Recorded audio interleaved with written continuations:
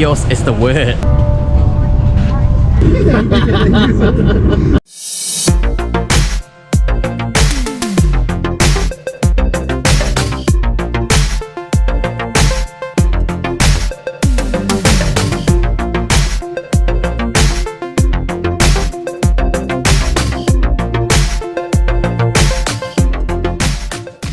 Hi guys, and welcome back to my video. I know what you're thinking. This is such a strange backdrop to introduce a flight review video. That's because I stupidly deleted my opening sequence for this video. But thankfully that was the only footage I deleted by accident. Everything else is intact, so I do have a full flight review video for you. So in my previous video you saw me getting off a flight on Philippine Airlines from Kuala Lumpur, so now I am in transit in Manila. So let's continue the video from here and come along with me and see what the experience is like. Let's do this. If you're new to my channel, my name's Ryan and I create heaps of food and travel related content. On this trip, I started in Adelaide, eating through Melbourne, Singapore, then traveling to Kuala Lumpur before ending up here on a transit. Link to these videos are found in the video's description. So if that's your jam, sana mag-subscribe po kayo and make sure you hit the bell icon so you won't miss out on my next video. Salamat po!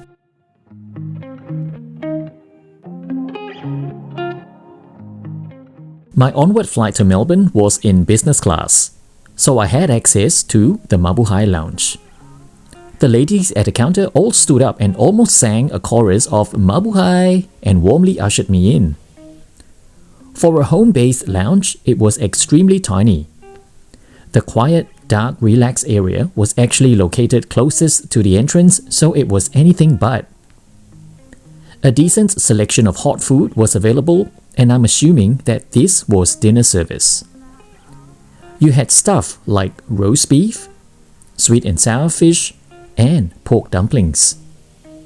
There were also sandwiches and sweet pastries if you weren't that hungry. I did not see a barista station, so I think coffee here is a push-button machine. More sweets can be found here, together with made-to-order noodle station. Pork buns, anyone? And just like that, we have come to the end of the lounge. This is just something to take note. They do not have USB ports in this lounge, so I needed to surrender my boarding pass for them to give this to me. So I suppose I will go back to the reception to claim my boarding pass when I return this to them on my way out from here. Yeah, so this is just something for you to take note. I was mindful about being fed on my flight later on. So I did one round of the buffet plus this beef noodle soup, which was really the highlight of tonight's catering. The staff on hand were all really friendly and chatty, which is nice.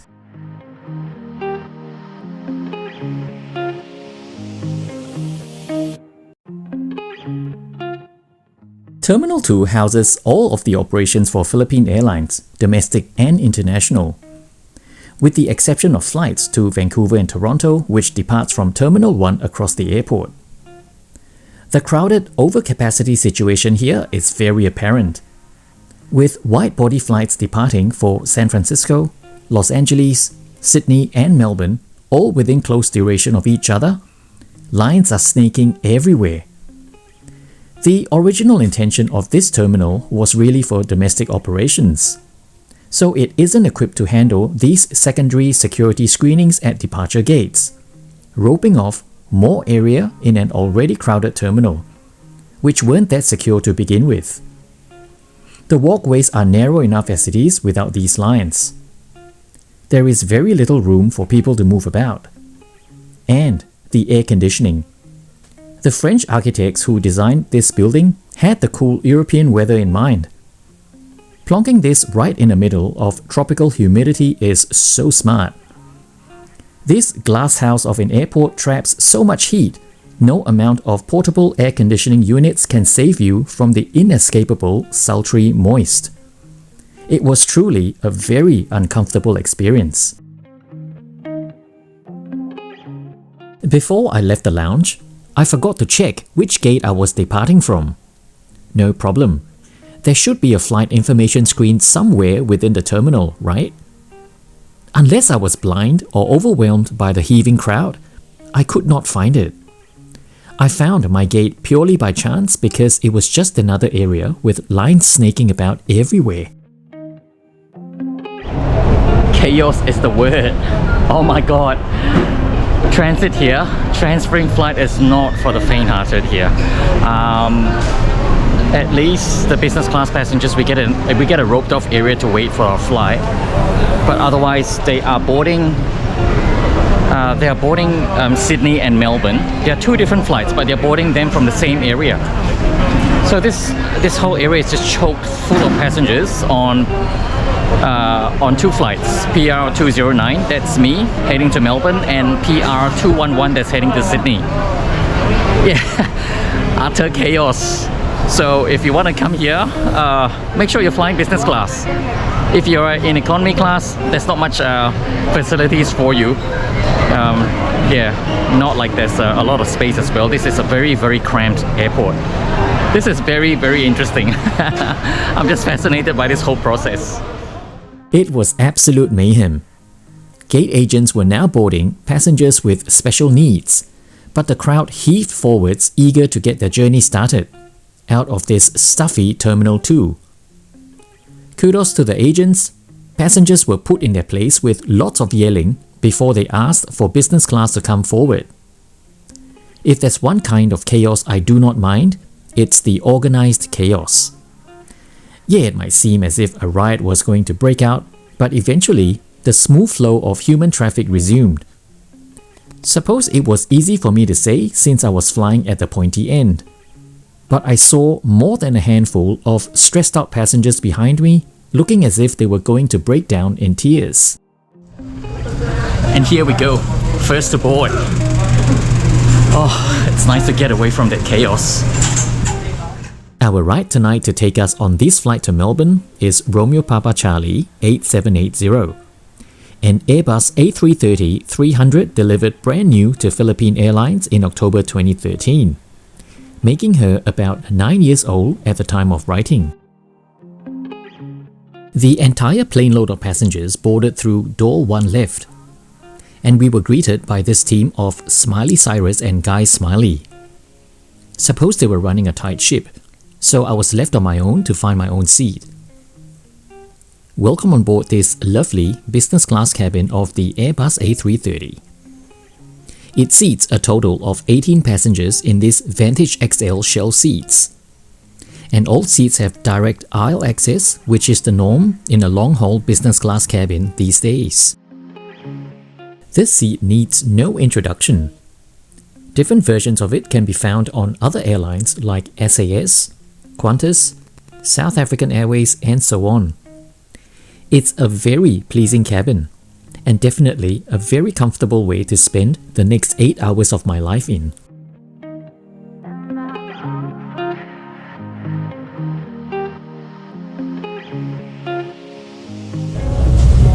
Wow, I'm finally on board, and it is so peaceful here compared to what's going on in the terminal. This guy behind me. Hi, Mr. So. Hello. Sir, good evening. My name is Eileen and welcome to our flight for Manila to Melbourne. Well, thank you. Welcome on board. Thanks. On this day of travel, Philippines still had COVID restrictions in play. So this flight was operating on a modified service, which meant no magazines, menus, and you had to ask for headphones and slippers. This PTV was extremely high definition. While it was no Criswell or Eyes on Emirates, the selection was respectable enough to keep you occupied for a long-haul flight. Controls here turns this seat into a flatbed. There is a reading lamp with various levels of illumination, and the remote control for the IFE is tucked away here. There is a headphone jack, and charging options come in the form of this USB-A port and a universal electrical port. We round off with this bright white overhead reading lamp. While on the ground, our dinner orders were taken. Firstly, the flight attendant explained there was no menu due to the modified service. Then she went at lengths to detail out the 3 dinner options. I think we started with beef and rice, chicken cordon bleu with potatoes, or the Filipino milkfish asado with rice. I'm literally salivating all over my laptop as I'm editing this video. Really. Of course I went with the Filipino option. You're flying Philippine Airlines. Why would you do otherwise? Welcome drinks followed and I was given an ice-cold glass of refreshing pineapple juice.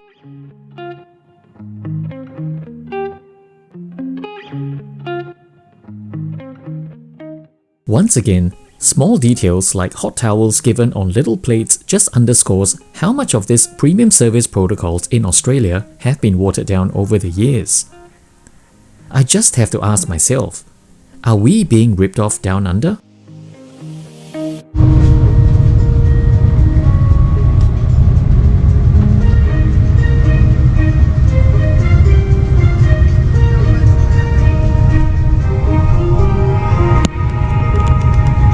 Mabuhay!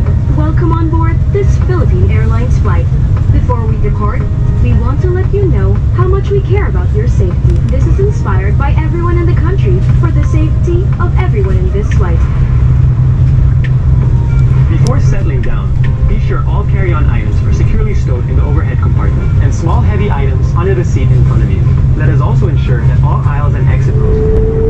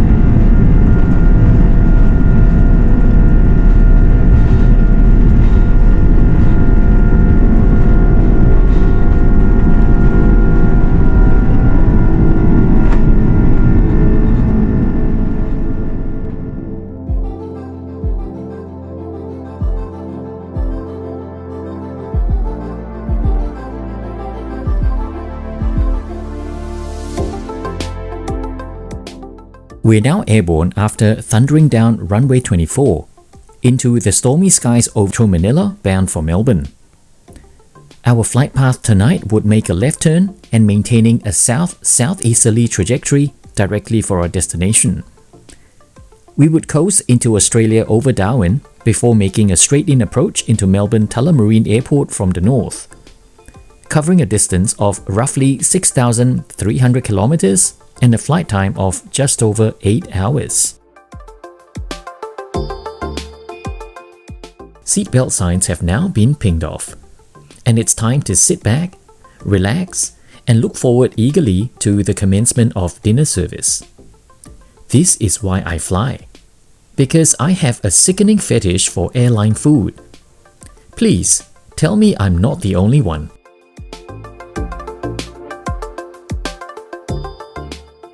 We start with the bar service. Prior to takeoff, my drink order was taken together with dinner. So I went with Coke no sugar.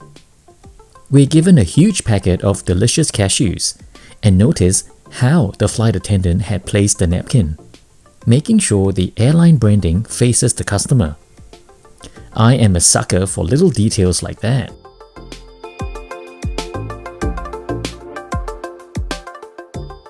The scent of clean, starched table linen is undeniable, because during meals is probably the only time you're allowed to remove your mask. We were given these beautiful envelopes to store a mask in. Totally unnecessary, but a very thoughtful gesture nonetheless.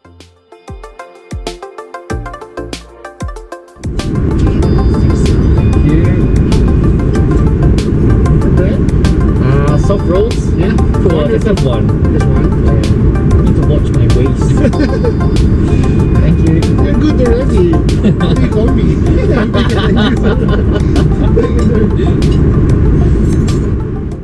Without a menu, it reminded me of waiting for a blind date from Grindr to turn up. I heard the flight attendant mumble seafood terrine to the passenger in front, but it looked more like a roulade to me. In the center, there was a roll of what tasted like sharp old parmesan, followed by grilled prawns sitting on top of sun-dried tomatoes.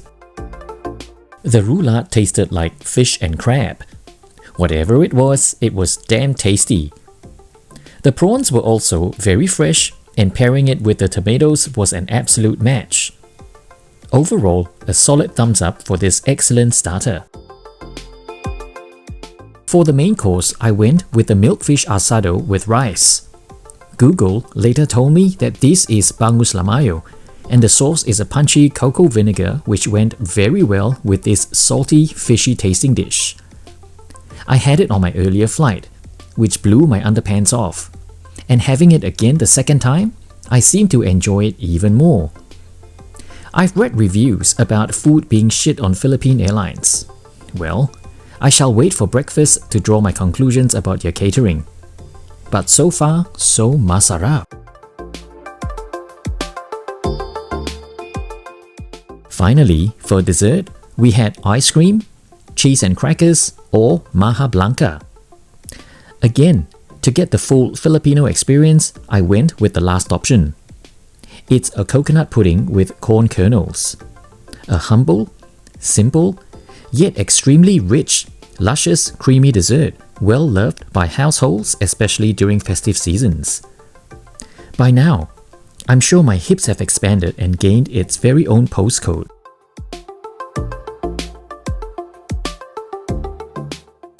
I was now getting close to a food coma. Can't believe the flight attendant came by to offer me seconds of maja blanca after I told her I loved it. I'm sure they're secretly trying to feed me until I explode. So now's the best time to extend the flatbed and get ready for some sleep. Before lights out, breakfast orders were taken and you could choose between grilled cheese sandwich or Filipino corned beef on English muffin. Which option do you think I went for? Dinner is now done and dusted. Where are we now? We are just actually leaving the Philippines, so it's taken us about what time? We pushed back just after 8:30, so we took off at 9, so now it's just before 10:30, so it's taken us just over an hour for the meal service to be done. And now they've given me this beautiful tray of tea, so I can have a nightcap. I've got a bed in a flat position now, so I can stretch out. I have lots of space. I lower the armrest next to me so I can turn around and basically just have this space all to myself. As you can see, it's pretty spacious. Yeah, so I'm gonna try to get some sleep because we will arrive. We are scheduled to arrive in Melbourne at about 6:30, and they will wake me up for breakfast about an hour and a half before landing. So I'm gonna cuddle this pillow and try and get some shut-eye, and then I will talk to you when I get woken up for breakfast. Okay? Have a good night, and I'll see you guys in a bit. Bye. Getting some sleep was more difficult than I anticipated. I was coming down with some extreme lower back spasms. It was almost impossible to move without me squirming in pain. So I decided to ask for some painkillers as a side dish to my breakfast. Before long, it was time for the table linens to make an appearance again. In case you're still sleepy, here's a hot towel to wake you up. Oh man, that felt damn good. And now I'm ready to eat again. Breakfast turned out to be another multi-course affair, starting with a glass of pineapple juice. As requested, it came with my painkillers with a liability exemption form which I had to fill up. We started with a beautifully presented plate of fruits, elegant slices of rock melon, watermelon and mango, plus a few bowls of grapes thrown in there to break up the scenery. A little spot of tea before the main dish has never hurt anyone. So it's Lipton for me. That's good enough to kickstart my crusty engine. Once again, I'm presented with another Filipino dish of corned beef guisado, a popular breakfast dish consisting of corned beef sautéed in onions, garlic, with cubes of potato. This version on Philippine Airlines came on a muffin, a side of spinach, and a poached egg. Underneath it all was a blood vessel clogging, heart attack inducing, rich, creamy, luscious hollandaise sauce. Far out, what a breakfast!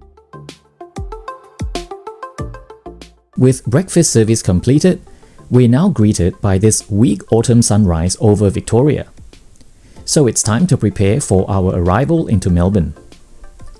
This is also the perfect time for me to sum up this flight. Let's begin with the good bits. I connected from an earlier flight from Kuala Lumpur onto this one, and all I can say is, far out Philippine Airlines. This is a gold star, A1, textbook example of what an underrated airline is. We don't hear much about them, besides that dodgy 4-star rating from Skytrax.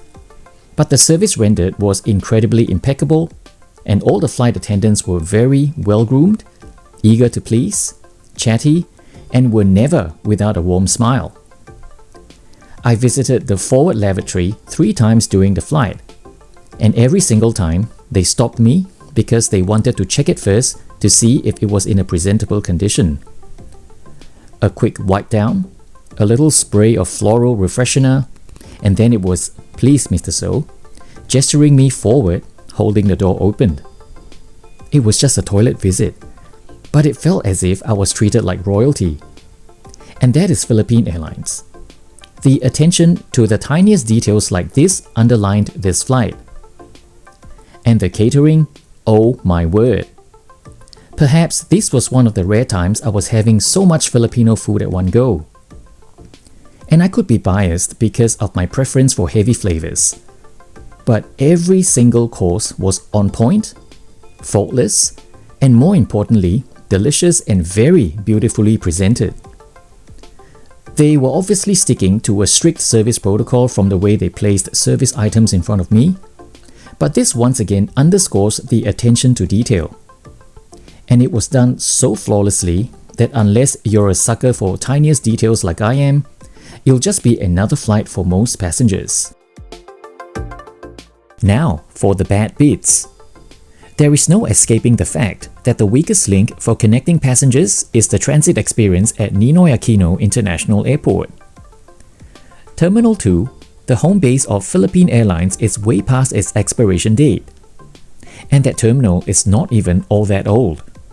But it's cramped, stuffy, bursting at the seams, and obviously not fit for purpose.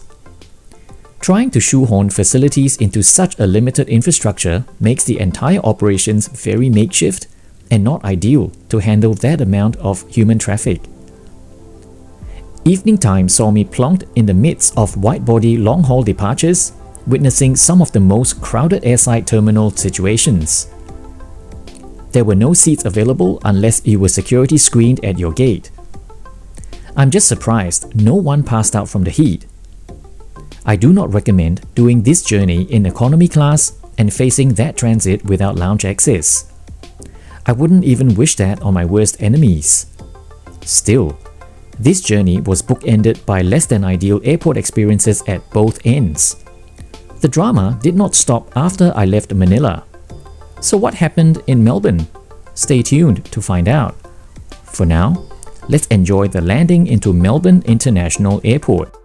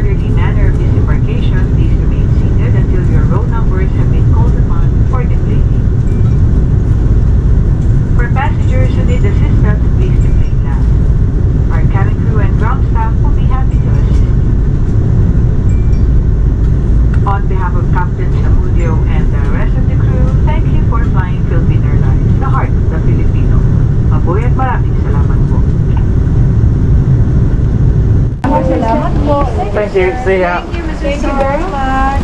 Have a nice day, sir. Please.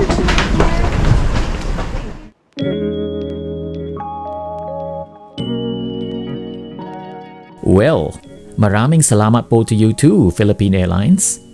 After that fantastic business class flight, nothing jolts you back to reality more than arriving at Melbourne International Airport. You see, Australia is in the midst of a post-pandemic travel chaos, where the airports and airlines have failed to keep up with the resurgence of travel. This issue is especially serious at major airports of Sydney and Melbourne, the country's two busiest. Melbourne's basic central airport infrastructure for processing departure and arriving passengers has essentially remained unchanged since the airport opened in 1970. So even at the best of times before COVID, it did not take a lot to plunge this situation into a cesspit of epic bottlenecks. And this morning, shit hit the fan. Welcome to International Peak Hour arrival. From 6 AM, international heavies come in spewing. So this tiny area they call International Arrival Baggage Carousel goes from an empty hall to one that's jammed with thousands of tired passengers within minutes. Every other duty manager from arriving flights were making their own announcements that bags were not being unloaded because there is not enough staff to do it. Qantas from Singapore announced that bags had been unloaded, but there was no one to put it onto the carousel. Emirates said the same. Inshallah, have some patience. Then Singapore Airlines announced an apology and then proclaimed there is no such thing as Singapore fried noodles in Singapore. Air India from Delhi would not be left out and loudly exclaimed there is nothing Indian about butter chicken. Meanwhile, our carousel was churning with bags, but they were from the Air India flight. So the duty manager announced for the passengers from Delhi to cram together with us. What the hell? Soon enough, other arriving flights also had to deal with carousel changes. It was a matter of time before Philippine Airlines chimed in. Good morning! This is your friendly station manager from Philippine Airlines. Due to staff shortage, your baggage is still in the aircraft, so please be patient. By the way, what are you doing there? You should be waiting at carousel number 8. Number 8, Thank you. After 45 minutes and like a couple of nongs, we were then herded to our new carousel. Finally, we're headed somewhere and we'd get our bags soon. Or will we? Unfortunately, due to operational requirements, there will be a slight delay in the offloading of your baggage. We do anticipate for the first of the bags to be coming off in the next couple of minutes. On behalf of Singapore Airlines, I'd like to apologise for the delay and thank you for your patience. In a rural area. CFI security. Finally got the baggage. It is just it is 8:05 now. So we've been at the baggage claim for an hour and a half, and I have priority. I pity all those people behind me who are in economy class who are still waiting for their luggage. This is so stupid. Well, it is what it is. This is Australia for you.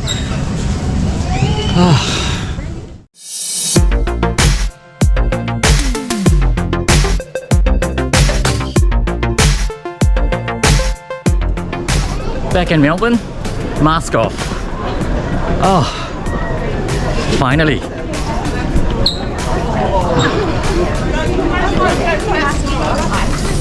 It definitely feels great to be back and out from the chaos that's in there. Yeah, I mean, if you're a visitor, first-time visitor to Australia and you have to go through that shit show in there, I really apologize on behalf of Australia because that's really embarrassing. But I mean, that's the situation in Australia today because the airports here are all so short-staffed. They don't have enough people to check in the flights. They don't have enough people to collect the baggage, load the baggage, unload the baggage. So yeah, this is the current situation here in Australia, which is why I didn't want to check in my bags. But unfortunately I got flagged out in Manila during my transit and my luggage had to be checked in, so I had to go through all that shit in there. But anyway, important thing is I'm out now, officially stamped back into Australia, and this concludes my international trip, my first international trip in 3 years. So I'm happy to be back, I'm ready to go home, but I have one more flight to take, which is a domestic hop from Melbourne to Adelaide. I'm flying with Virgin, so that will be the subject of the next trip report. So stay tuned for that one. So in the meantime, hit me up on Instagram if you want to see what I'm doing and see where I'm traveling to in real time. And also, if you've watched the video all the way up to this point, I'd like to thank you for your support. And more importantly, don't forget to hit the subscribe button and bell notification icon, and I'll see you for my next video. Bye!